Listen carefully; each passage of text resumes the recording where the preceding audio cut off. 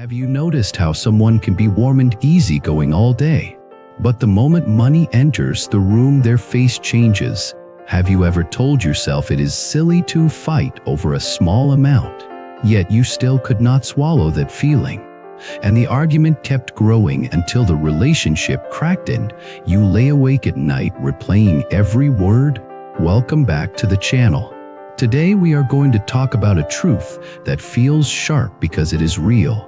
Money has no personality. Money has no mouth. Money has no temper. And yet money can pull people into anger, shame, fear, and obsession faster than almost anything else. That is not because money is evil.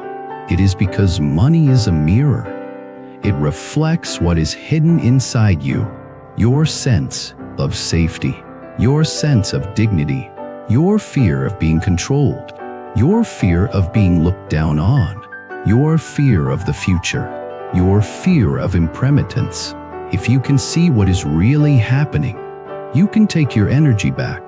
You can stop letting a silent piece of paper or a number on a screen become the remote control for your mood. And when you stop being controlled, you become steadier, clearer, and strangely, life starts to feel more generous. Not because the universe suddenly becomes polite, but because your mind stops leaking power into panic. Let me start with a simple scene. You go to buy groceries. The vendor charges you a little extra. You notice immediately. Now a storm begins inside you. Do you speak up or do you stay quiet? If you speak up, the vendor might roll their eyes. They might say it is just a small amount. They might act like you were being difficult. If you stay quiet, your chest tightens. You feel like you were taken advantage of. You feel like you were treated like a fool. What is really burning you in that moment? Is it the small amount? Or is it the message your mind hears? The message that says you are not respected. The message that says you are powerless. The message that says if you let this slide, people will keep taking from you. This is why money triggers emotion. It is rarely about the number. It is about what the number represents. For some people, money represents survival. They have experienced moments when they did not know how they would pay rent or buy food. Their nervous system learned a lesson. Money equals safety. So any loss feels like danger. Not logical danger, body danger. The body reacts before the mind can explain. For some people, money represents love. Maybe they grew up in a home where affection was inconsistent but spending was used to patch the silence. Or maybe they were taught that providing money is how you prove you care.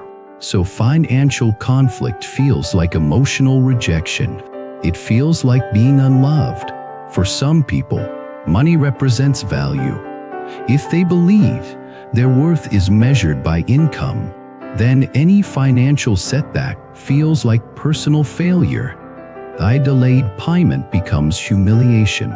A small debt becomes shame. A lower salary becomes a verdict on their identity. For some people, money represents control. Maybe they lived with someone who used money to dominate. Maybe they saw relatives fight over inheritance. Maybe they learned that whoever has money makes the rules. So money becomes a power game. They do not even want the money as much as they want to avoid being controlled by someone else who has it. Now here is the deeper point. Money is not only a tool, it becomes a symbol. And symbols can hijack the mind. In spiritual language, you can say money is an energy symbol. It is a sign. It is a token. It moves through society as a signal of exchange. But inside the human heart, it also becomes a signal of fear and desire.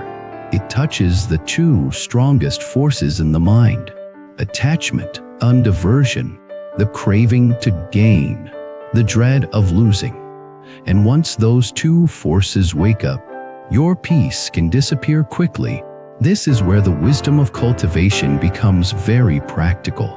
Cultivation means you train the mind the way you train the body. You learn to notice what triggers you. You learn to pause. You learn to choose your response. You learn to protect virtue and compassion even when the world feels unfair. Because here is what usually happens. Money triggers fear. Fear becomes anger. Anger becomes words. Words become damage. Then you look back and you realize the money problem was small, but the relationship problem became huge. So if you want to change your fate, you do not start by hunting money. You start by training the mind that reacts to money. You start by learning how to stay awake inside the trigger. Let me tell you a story. Amen I knew was gentle with his family most of the time. He spoke softly to his parents. He played with his child. He helped neighbors. People liked him. Then one day his partner asked about a shared expense. It was not even a big amount. But something snapped. His voice turned sharp. His eyes turned cold. He began listing every past sacrifice he had ever made, like receipts thrown on the table. His partner looked shocked and said, "I did not know you had this side." After the argument, he felt shame. He kept saying, "I do not know why I got so angry. It was not that serious." So we sat and traced it. Not the argument, the root. He grew up in a house where money was always tight. His parents worried constantly. When bills arrived, the air became heavy. When the refrigerator was empty, his father became silent. When there was not enough, someone had to be blamed. He learned that money is never neutral. Money is pressure. Money is conflict. Money is danger. So when his partner asked about expenses, his body did not hear a normal question. His body heard an alarm. The question was translated into something older. Something like, "We might not be safe." Something like, "You might be failing again." Something like, "You might be trapped." Something like, "Someone is about to judge you." And once that older translation took over, his reaction made sense. Not as a good choice, but as a conditioned pattern. This is karma in a very direct way. Karma is not only mystical, it is the habit chain. Past causes create present reactions. Reactions create future consequences. If you do not see the chain, you repeat it. If you see it clearly, you can break it. He began practicing a simple pause. Every time money talk began, he placed one hand lightly on his chest, took one slow breath, and said silently, "This is a trigger, not a threat." Then he listened again. Often the question was not an accusation. It was just a question. At first, the practice felt fake, but after a few weeks, something changed. He started having money conversations without turning them into wars. His partner began trusting him more. The home became calmer. And interestingly, he began making better financial decisions too. Because when your mind is calm, you see clearly. When your mind is panicked, you either overspend to soothe yourself, or you become stingy to protect yourself. Both extremes create suffering. Now let us go deeper. Why does money so easily control emotions even for people who are not poor? Because money also touches dignity. Imagine you lend money to a friend. They promise to return it. Weeks pass. No return. You remind them. They laugh and say it is not much. Relax. In that moment, you might feel something hot. Again, not because of the amount, but because of the disrespect. They are not only holding your money, they are also testing your boundaries. They are also implying you do not deserve seriousness. So you become angry. You want to demand. You want to expose them. You want to prove you are not weak. But notice the trap. If you explode, You might lose your virtue. You might speak cruelly. You might gossip. You might create enemies. And then the cost becomes larger than the money. So what is the wise path? The wise path is not swallowing everything. The wise path is clean boundaries. You speak clearly. You say, you agreed to return it by this date. I need it returned by this date. If you cannot, tell me honestly, and we will set a new date. If you refuse to treat this seriously, I will not lend again and I will adjust our relationship. That is firm. That is respectful. That is right speech. No humiliation. No revenge. No poison. This is how virtue protects blessings. When your speech stays clean, your mind stays clean. When your mind stays clean, your life stays more stable. You can still be strong. You can still say no. You can still leave. But you do it without becoming bitter. Now, you might ask, why does virtue matter in money matters? Money is practical, not spiritual. But money is the fastest way to reveal your inner state. It reveals greed. It reveals fear. It reveals pride. It reveals resentment. And those inner states shape your destiny more than the number in your account. Because those inner states shape your choices. There is a reason why many traditions talk about generosity, contentment, and non-attachment. Not to make you poor, not to make you passive, but to keep your heart free. If you are trapped by craving, you will never feel enough. Even when you have more, your mind will look for what you lack. That is a poverty of the heart. If you are trapped by fear, you will never feel safe. Even when you have savings, your mind will imagine catastrophe. That is a prison of the heart. If you are trapped by comparison, you will never feel peace. Someone will always have more. Someone will always look more successful. And your joy will be stolen daily by a scoreboard that never ends. So the practice is to return to inner stability. Let me share another scene. A woman receives her paycheck. She should feel relief, but instead she feels a strange emptiness. She checks her bank app repeatedly. She calculates bills. She imagines the money disappearing. She is already anxious about the next month. This is the illusion of control. The mind thinks that worrying equals preparing. But worrying often equals suffering without action. So what does wisdom say? Wisdom says distinguish planning from panic. Planning is calm. Planning creates a budget. Planning builds a buffer. Planning learns skills. Planning seeks better opportunities. Planning is present-focused. Panic is noisy. Panic spins. Panic blames. Panic attacks others. Panic destroys sleep. Panic makes impulsive purchases or harsh hoarding. Panic is future hallucination. When money controls your mood, it is usually panic, not planning. So how do you move from panic to planning? You ground the body. You breathe. You slow down. You ask, what is actually true right now? Do I have food today? Do I have shelter today? Do I have a plan for this bill? What can I do this week to improve my situation? This is awakening, not mystical awakening, practical awakening, waking up from the trance of mental movies. Now let us connect this to impermanence, because this is where many people secretly suffer. They fear that everything can change. They fear layoffs. They fear illness. They fear sudden expenses. They fear that the person supporting them can disappear. They fear that the economy can shift. They fear that they cannot predict life. And they are right. Life is impermanent. But here is the key. Impermanence is not only a threat, it is also a teacher. Impermanence teaches you not to build your identity on unstable things.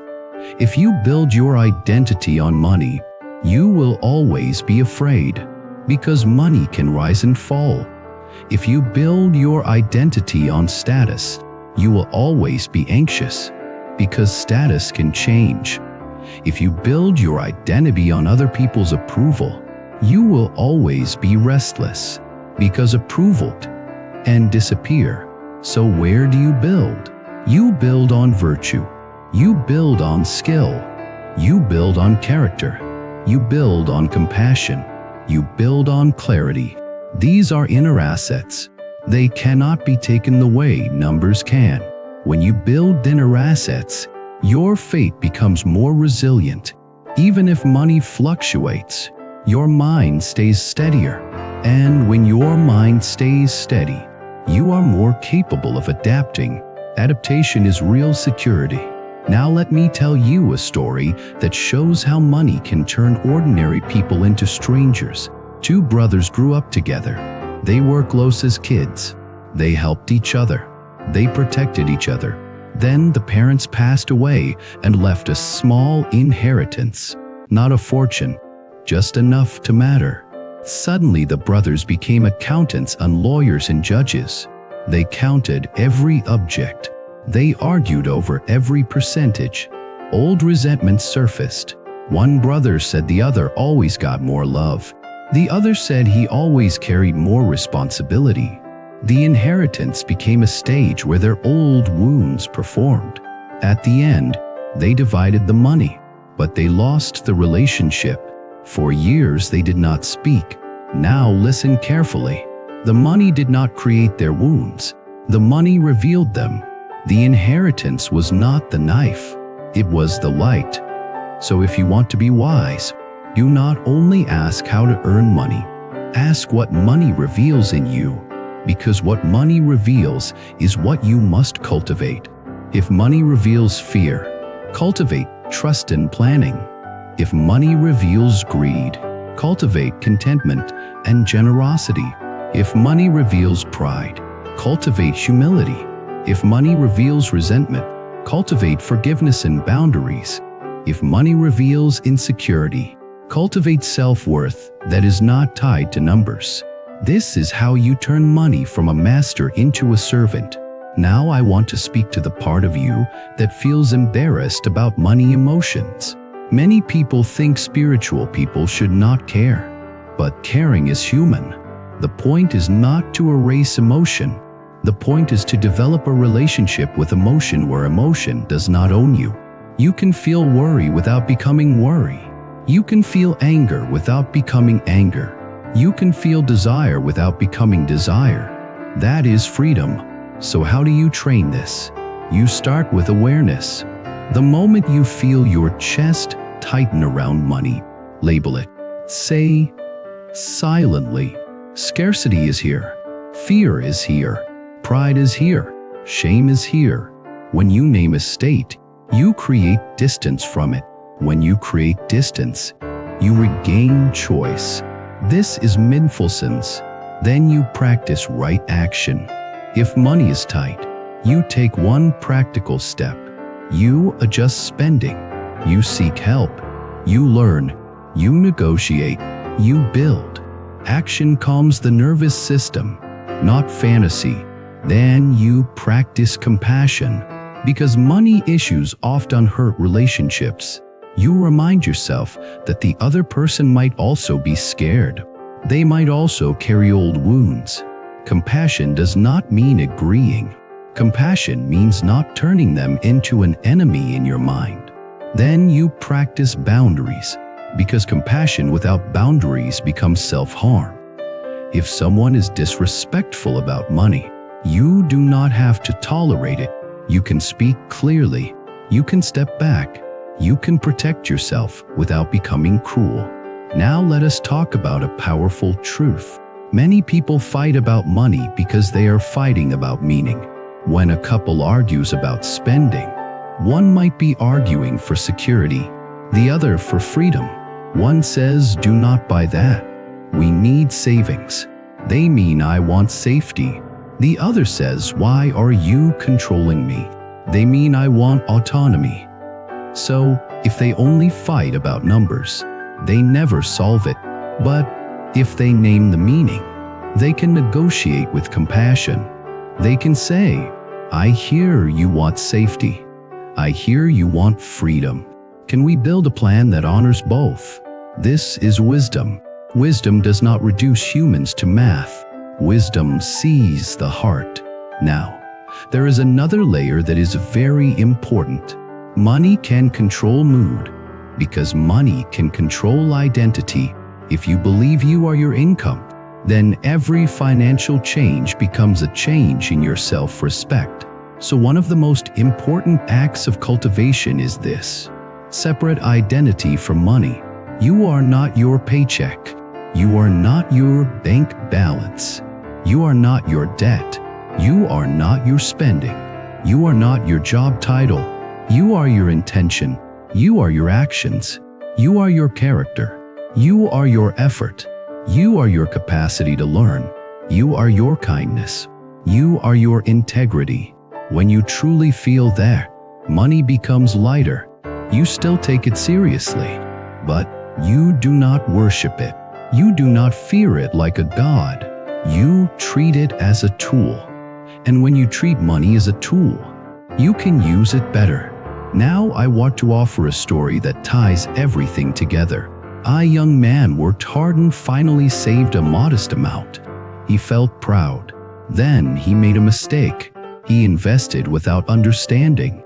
He lost a chunk of savings. He felt sick. He felt shame. He could not tell anyone. He became irritable at home. Small things annoyed him. He began snapping at his mother. He began withdrawing from friends.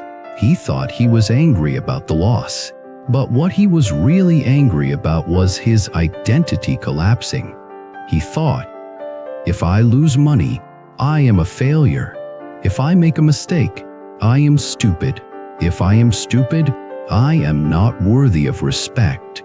That belief chain was the real poison. One day, an older friend sat with him. The older friend did not lecture. He asked one question. If your best friend made the same mistake, would you call him worthless? The young man said no. I would say he learned a lesson. The older friend nodded and said, give yourself the same compassion. The money loss is tuition. The real loss would be losing your virtue and your courage. Because if you lose courage, you lose your future. If you keep courage, you can rebuild. That sentence broke something open. The young man began to treat the experience as a lesson rather than a verdict. He studied, he rebuilt, he apologized to his mother. He explained his stress without blaming. He repaired relationships, and a year later, he was in a much stronger place, not only financially, but emotionally. The money loss became a turning point because it forced him to cultivate resilience. This is how blessings work. Sometimes what looks like loss is actually protection. It stops you from continuing in ignorance.